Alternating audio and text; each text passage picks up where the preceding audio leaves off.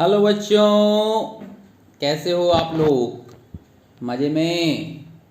पहली वीडियो देखी आप लोगों ने इलेक्ट्रिक रेजिस्टेंस की, जिसमें करंट इलेक्ट्रिसिटी में पहली बेसिक डेफिनेशन मैंने बता दी थी।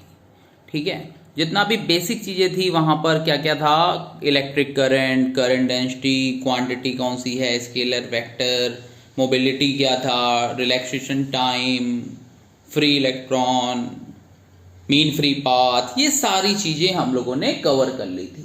अब बेटा आते हैं हम लोग नेक्स्ट टॉपिक पर, थोड़ा सा आज आगे बढ़ेंगे। 12th में जो जो चीज़ें हैं वो कवर करते हुए 2-3 वीडियो और बनानी पड़ेंगी मुझे इस चैप्टर के लिए, क्योंकि लंबा चैप्टर है। ठीक है, तो इलेक्ट्रिक रेजिस्टेंस पे स्टार्ट करते हैं।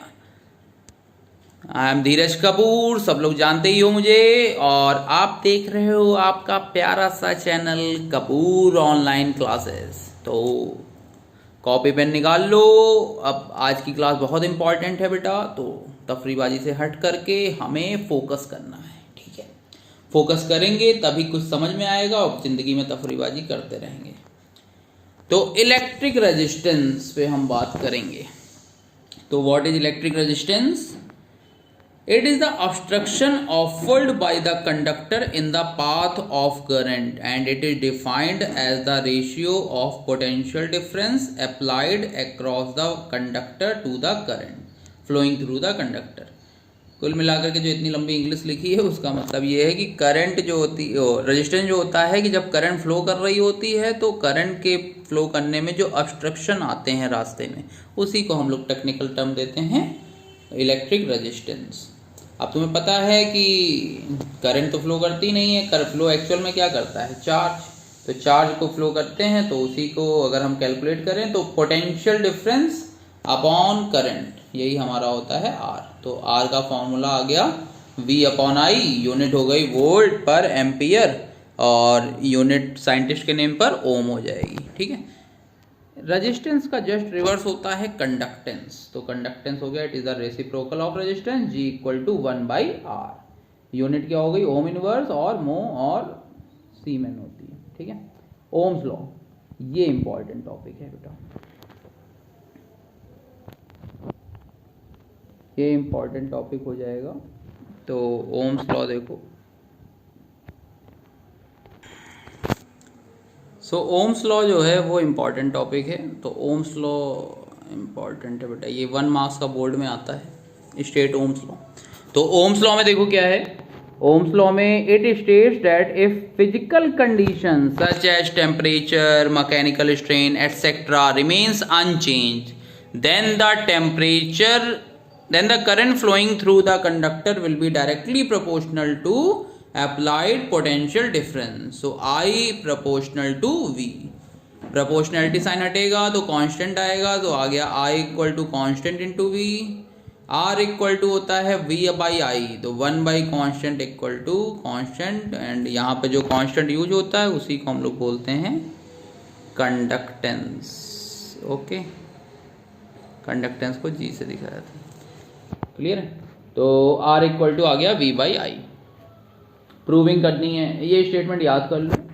It states that if physical condition such as temperature, mechanical strain etcetera remains unchange, then the current flowing through the conductor will be directly proportional to applied potential difference. Okay, so I proportional to V, तो I equal to आ जाएगा constant into V, R equal to V by I equal to 1 constant, तो यहाँ से ये आ जाएगा।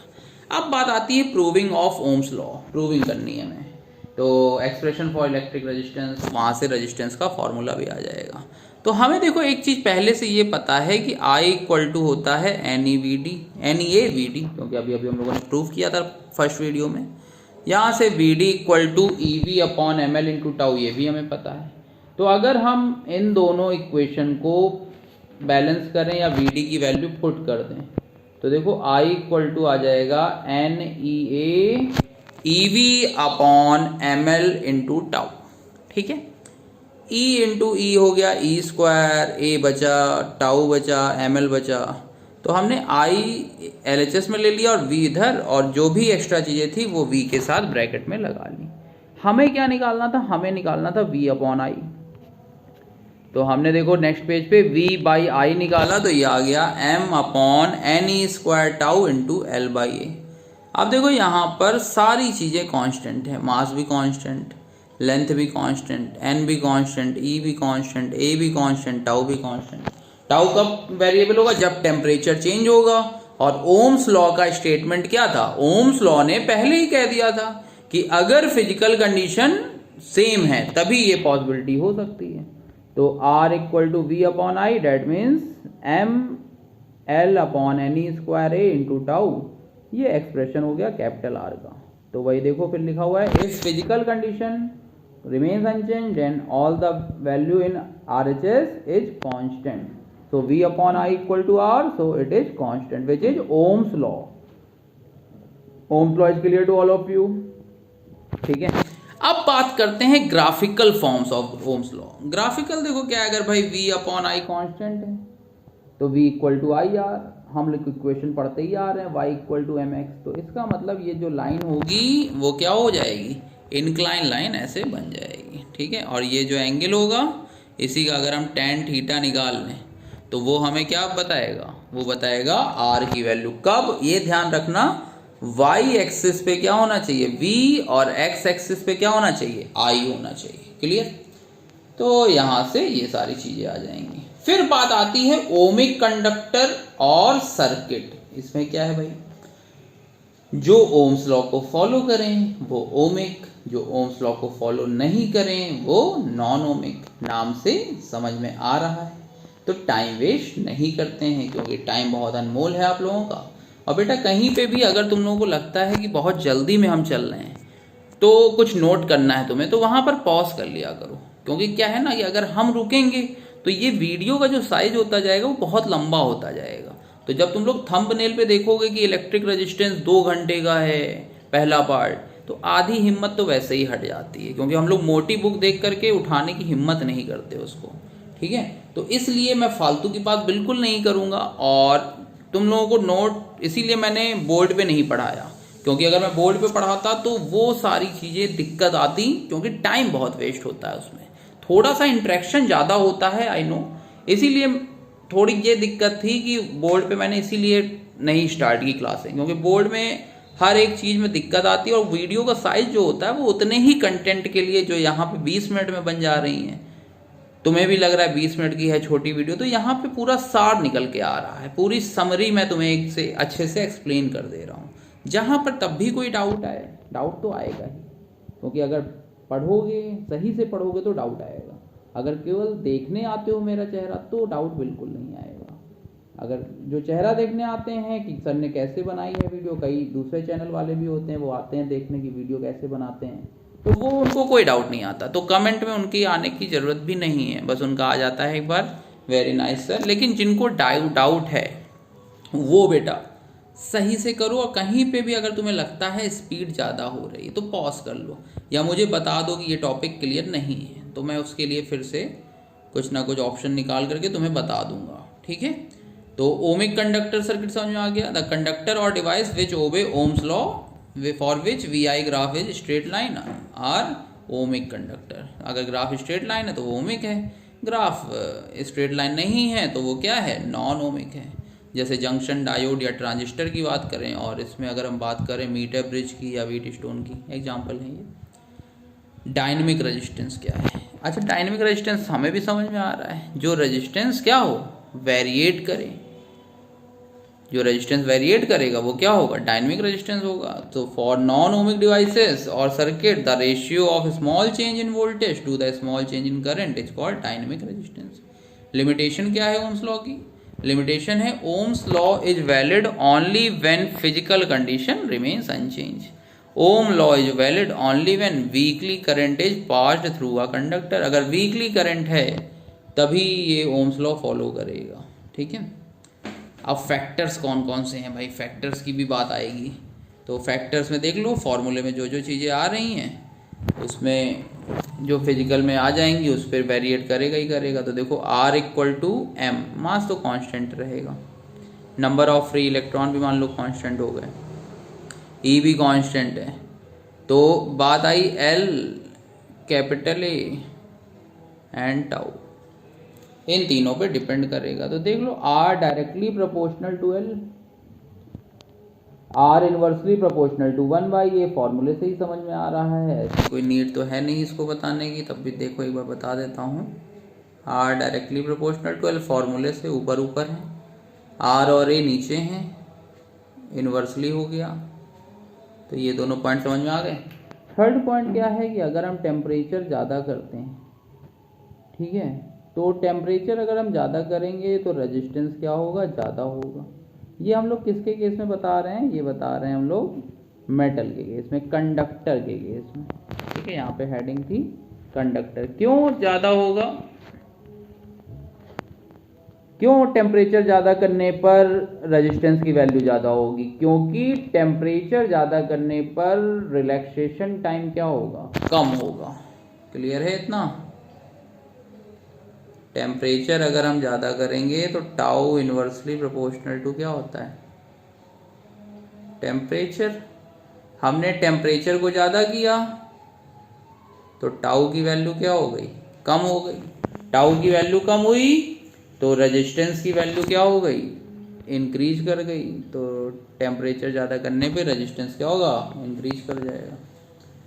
Reason लिखा हुआ है, when temperature of conductor is increased the thermal energy of its free electron also increases so that it start moving more rapidly and more rapidly, hence there is a possibility of number of collision is more, therefore resistance of the conductor also increases. Okay, clear है। फिर आई बात diameter की या thickness of conductor की। तो thickness of conductor की अगर हम बात करें यहाँ पर, तो देखो ये कब होगा, जब हमारे पास क्या हो। अब देखो बात करते हैं थिकनेस ऑफ कंडक्टर पे, लेकिन यहाँ पे एक हमें कंडीशन गिवन होनी चाहिए कि mass of conductor remains constant. जब मास सेम रहेगा तो रेजिस्टेंस जो होगा वो होगा इनवर्सली टी की पावर 4 या डायमीटर की पावर 4। क्यों होगा ये देख लो। जैसे R equal to M L upon N E square A into tau है, हमने A से ऊपर नीचे मल्टीप्लाई कर दिया, तो देखो आ गया M L इंटू ए, ये हो गया वॉल्यूम, तो आ गया M into volume N E square tau into a square. तो यहाँ पे जब सारी चीज़ें कांस्टेंट हैं तो R इनवर्सली प्रोपोर्शनल टू क्या आया, ए स्क्वायर। और ये कब हो सकता है, जब A का मतलब क्या होता है, डी स्क्वायर, क्योंकि पाई डी स्क्वायर बाई 4 होता है, तो वो तो कांस्टेंट है ही। तो यहाँ पे आ जाएगा R inversely proportional to D square का स्क्वायर, तो टोटल हो जाएगा d की पावर 4। तो अगर यहाँ पे न्यूमेरिकल आता है तो R1 बाई R2 आ जाएगा T2 की पावर 4 अपॉन T1 की पावर 4। नेक्स्ट आता है रजिस्टिविटी और स्पेसिफिक रेजिस्टेंस, क्या होता है। तो देखो हमें फॉर्मूला तो पता ही कि R directly proportional to L inversely proportional to A by 1/A, दोनों को हमने मिला दिया तो हो गया R directly proportional to L by a. Proportionality हटेगी, कांस्टेंट आएगा, तो रो आ गया कांस्टेंट। रो जो होता है इसी को कहते हैं रजिस्टिविटी और स्पेसिफिक रेजिस्टेंस। क्लियर है। तो रो इक्वल टू, नेक्स्ट यहाँ से हमने सब्जेक्ट बनाया रो को, तो रो आ गया R into A by L. If L equal to 1 meter, area equal to 1 meter square, then rho equal to capital R. Therefore, resistivity of material of conductor is defined as the resistivity। ये तो language लिखी हुई है English में, इसमें ऐसा कुछ नहीं है। अगर हम L और A एरिया को 1 कर दें तो रो जो होगा वो किसके इक्वल आ जाएगा, R के इक्वल आ जाएगा। यूनिट की बात करें तो यूनिट हो गई ohm metre square upon metre, metre to metre cancel, तो यूनिट आ जाएगी ओम मीटर। ओके, नेक्स्ट आया फैक्टर्स अफेक्टिंग द रजिस्टिविटी। कौन कौन से फैक्टर रजिस्टिविटी को अफेक्ट करते हैं। पहला है it depends on the nature of material of conductor. Second है it depends on the temperature. तो दो ही चीज़ें होती हैं, पहला होता है नेचर और दूसरा होता है टेम्परेचर। इसमें एक क्वेश्चन हर साल आता है और कई बार आया हुआ है सीबीएसई में भी आईएससी में भी, कि रजिस्टिविटी जो है वो लेंथ और एरिया पे डिपेंड करती है कि नहीं करती। तो देखो फॉर्मूले से तुम्हें लगेगा कि ये फॉर्मूला, अगर तुम ये फॉर्मूला देखोगे तो तुम्हें लगेगा कि रजिस्टिविटी डिपेंड करेगी, लेकिन ऐसा होता नहीं, क्योंकि रजिस्टिविटी क्या है, कांस्टेंट है, और ये किसका है, नेचर पे और टेम्परेचर पे, दो ही चीज़ों पे डिपेंड करती है। जिसमें आर आता है उसी पे करती है, लेंथ और एरिया पे नहीं करती है। ठीक है, तो यहाँ से जो है ये आ जाएगा। तो वो देखो लास्ट लाइन लिख दी हमने, it does not depend on the physical dimension like length, thickness and area of cross section. Okay, अब अगर हम इसका वो करेंगे, एक्सप्रेशन बनाएंगे, तो हम वही ओम्स लॉ का जो हमारे पास आंसर आया था R equal to M upon N E square A into tau, तो उसमें L और A को बचा करके जो बचेगा वो क्या हो जाएगा, वो हो जाएगा रो। तो रो इक्वल टू आ गया M upon N E square tau आ गया। ठीक है, नेक्स्ट बात करें कंडक्टिविटी। देखो रजिस्टेंस का उल्टा कंडक्टेंस, रजिस्टिविटी का उल्टा कंडक्टिविटी। तो कंडक्टिविटी को हम लोग सिग्मा से डिनोट करते हैं, सिग्मा इक्वल टू हो जाएगा 1/रो हो जाएगा। यूनिट की बात करें तो यूनिट तुम्हें रो की पता है, तो उसी का क्या करोगे, इन्वर्स कर दोगे, तो तुम्हारा वो आंसर भी आ जाएगा। फिर बात आएगी definition of resistivity in terms of EFI and current density. Density definition बतानी है इसकी। तो देखो रो इक्वल टू E/J होता है, तो रो इक्वल टू आ गया E/J। Therefore resistivity of material of conductor may be defined as a ratio of electric field applied across the conductor. हमें क्या बताना है, हमें बताना है रो E और J में रिलेशन। तो रो इक्वल टू E/J होता है। ठीक है, अब हमें इसी की प्रूविंग करनी है। तो देखो प्रूविंग बहुत ही सिंपल है, V इक्वल टू IR जानते हो, R equal to rho into L/A ये भी जानते हो। V और I को हमने एक तरफ ले लिया तो V/I, ठीक है, V/L हो गया। तो V/L ये क्या आ गया, I/A इंटू रो। अच्छा I/A होता क्या है, E, तो I/A होता है J, V/I होता है E, तो E इक्वल टू आ गया J इंटू रो, या इसी को हम कह सकते हैं रो इक्वल टू आ जाएगा E/J। तो बस छोटे छोटे से फॉर्मूले हैं और वहीं से सॉल्व हो जाएगा। 1/रो क्या होता है, 1/रो होता है, 1/रो की वैल्यू हो जाएगी क्या, सिग्मा। तो यहाँ से J equal to sigma E भी आ जाएगा। ठीक है, अब क्या है, effect on resistance of on a conducting wire if its length decreases और increases to n times. Okay, हम ओरिजिनल से उसकी लेंथ को क्या कर रहे हैं, n टाइम्स इंक्रीज कर रहे हैं, तब क्या होगा। तो देखो यहाँ पर एक डायग्राम में दिया है जहाँ पे लेंथ कितनी है, L है, दूसरे वाले में हमने क्या किया, n टाइम्स इंक्रीज कर दी। तो initial volume equal to final volume पता है, क्योंकि डेंसिटी सेम रहेगी, लेंथ चेंज करने पर डेंसिटी पर कोई भी फर्क नहीं आएगा। तो इनिशियल वॉल्यूम इक्वल टू क्या हो गया, फाइनल वॉल्यूम हो गया। फिर A into L equal to क्या हो जाएगा, A dash into L dash. तो यहाँ पर तो आया A into L equal to A dash into NL, L से L कटा तो A डैश की वैल्यू हो गई A/N। अब तुम्हें पता है जब मास सेम होता है तो R इनवर्सली प्रोपोर्शनल टू क्या होता था, A²। क्लियर है, तो यहां से भी तुम कर सकते हो कि R inversely proportional to A²। अब A जो था वो कितना हो गया था, वो हो गया था A/N। तो यहां से जब तुम करोगे तो वो आंसर चेंज हो जाएगा, या इसके अकॉर्डिंग चलें तो R डैश इक्वल टू आ जाएगा rho dash into L dash upon A dash. Rho dash तो सेम था, L डैश हो गया था NL, A डैश हो गया था A/N। तो यहाँ से R डैश की वैल्यू आ गई N²R। अगर सेम रिवर्स करते हैं कि वायर को फोल्ड कर देंगे n टाइम्स, तो देखो वही आंसर जो होगा, जो n² इंक्रीज हुआ था वही n² क्या हो जाएगा, डिक्रीज हो जाएगा। क्लियर है, नेक्स्ट हम लोग बात कर रहे हैं टेम्परेचर कोफिशिएंट ऑफ रेजिस्टेंस की। टेम्परेचर कोफिशिएंट क्या होगा, तो हमें ये तो पता है कि टेम्परेचर, कंडक्टर का टेम्परेचर चेंज करने पर रेजिस्टेंस की वैल्यू चेंज होती है, ये बात हमें पता है, इसमें तो कोई दिक्कत नहीं है किसी को। तो अगर हम एक्सपेरिमेंटली चलें तो देखो क्या होगा, R T minus R naught is directly proportional to R naught and is also directly proportional to temperature. देखो ये दोनों लाइनें समझ लो, R T minus R naught जो भी रेजिस्टेंस में चेंज होता है वो दो क्वांटिटी पे डिपेंड करता है, एक होता है इनिशियल रेजिस्टेंस पर और एक होता है चेंज इन टेम्परेचर। तो R T minus R nought proportional to, पहली लाइन में लिखा हमने आर नॉट और दूसरी लाइन में लिखा टेम्परेचर। अब R T minus R nought दोनों को मिला दिया तो हो गया R nought into T, proportionality हटाई तो ये आ गया alpha R nought into T. Alpha जो होगा वो हो जाएगा टेम्परेचर कोफिशिएंट ऑफ रेजिस्टेंस, तो यहाँ से अल्फा की वैल्यू आ गई, वो हो गई R T minus R nought upon R nought into T. Okay, so R T minus R nought हो गया change in resistance, R nought हो गया इनिशियल एंड टी हो गया rise in temperature.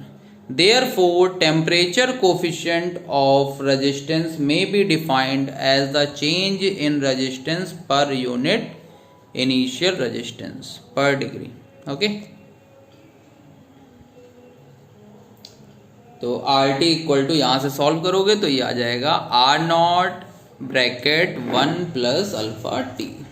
Are T यहाँ पे क्या है, temperature resistance at T degree Celsius temperature, R nought क्या है रेजिस्टेंस एट 0 डिग्री सेल्सियस, 1 है प्लस प्लस है, अल्फा क्या है टेम्परेचर कोफिशिएंट और टी क्या है eight which temperature the final resistance is asked. तो T1 एंड T2 अगर दो टेम्परेचर हो जाएंगे तो RT2 आ जाएगा RT1 1 plus alpha into T2 minus T1 आ जाएगा। ठीक है, अल्फा की अगर हम बात करें तो पॉजिटिव होगा कंडक्टर के लिए, निगेटिव होगा सेमीकंडक्टर के लिए और नियरली 0 होता है किसके लिए, एलॉय के लिए। ठीक है, ग्राफिकल फॉर्म देख लो, अगर R T equal to R nought plus 1 plus alpha T है तो यहाँ पर जो ग्राफ बनेगा कंडक्टर के लिए वो स्टार्टिंग में कुछ ऊपर रहेगा, क्योंकि पता है तुम्हें कि वो उसकी वैल्यू क्या है ग्रेटर ही है 0 से। सेमीकंडक्टर के केस में क्या होगा, ये निगेटिव होगा, एलॉय के केस में लगभग कांस्टेंट रहेगा। Note, standard resistors are generally made of alloy due to their high resistivity and very low almost negligible temperature coefficient. जितने भी रजिस्टर्स होते हैं वो जनरली किसके बने होते हैं, वो बने होते हैं हमारे किसके, एलॉय के, क्योंकि एलॉय की रेजिस्टिविटी बहुत ज़्यादा होती है और जो टेम्परेचर कोफिशिएंट होता है वो मिनिमम होता है या 0 के ही इक्वल मानते हैं हम लोग। ठीक है, अब आया इफेक्ट ऑफ टेम्परेचर। तो देखो इफेक्ट ऑफ टेम्परेचर की बात करें तो कंडक्टर के केस में ये टेबल बहुत इंपॉर्टेंट है बेटा, इससे तुम्हारे 1 नंबर के कोई भी क्वेश्चन अगर टेम्परेचर से रिलेटेड होगा तो ईजिली हो जाएगा। तो देखो 3 की बात कर रहे हैं हम कंडक्टर्स की। कंडक्टर्स में देखो क्या हुआ, इंक्रीज हुआ, एलॉय में भी इंक्रीज हुआ, लेकिन सेमीकंडक्टर में क्या होता है, डिक्रीज होता है। ठीक है, आगे समझ में। नेक्स्ट आता है कलर कोडिंग। कलर कोडिंग कर लो तो यहाँ तक पूरा ख़त्म हो जाए, फिर अगली वीडियो में तुम लोगों को कॉम्बिनेशन बताएंगे। ठीक है, कलर कोडिंग 1 मार्क्स की इम्पॉर्टेंट है, इसमें कोई बहुत ज़्यादा दिक्कत नहीं होगी तुम लोगों को। कलर कोडिंग में देखो क्या होगा, colour coding of register. Colour coding में हमें 4 बैंड दिए जाते हैं, first band, second band, third band and fourth band. ठीक है, अब इसमें पहले तो हमें ये टेबल याद करनी पड़ेगी। इस टेबल को याद करने के लिए हम लोग क्या करते हैं, ऐसे बोलते हैं BB Roy Great Britain visited Gateway of India. ठीक है, तो BB, first B is for black, फिर brown, red, orange, yellow, green, blue, violet, grey, white. So BB Roy Great Britain visited Gateway of India. ठीक है, starting हमेशा 0 से होगी और एंड होगा 9 पे। स्टार्टिंग ऐसे याद किया करो, ब्लैक से स्टार्ट होगा और वाइट पे खत्म होगा, क्योंकि जब अभी तो तुम्हें नहीं समझ में आ रहा बीबी, यहाँ पे जब क्वेश्चन करोगे ना तो तुम्हें ब्लैक और ब्राउन में बहुत कन्फ्यूजन होता है। ये मैं बता रहा हूँ अपने एक्सपीरियंस पे, क्योंकि हर बच्चा मैं देखता हूँ हर साल गलत कर रहा होता है ये चीज़। वो ब्लैक और ब्राउन में कन्फ्यूज होता है और पेपर में भी ये कन्फ्यूजन होता है और 1 मार्क्स का आता है। तो 1 मार्क्स में अगर आप पूरा समझने के बाद इसी में कन्फ्यूज हो गए तो कोई फ़ायदा नहीं। स्टार्टिंग ब्लैक से, ब्लैक एंड वाइट टीवी होता है तो वही याद करो, ब्लैक से स्टार्ट होना है और वाइट तक जाना है हमें, ठीक है। तो फर्स्ट एंड सेकंड जो होते हैं वो SF हो गए और थर्ड हो गया पावर ऑफ 10।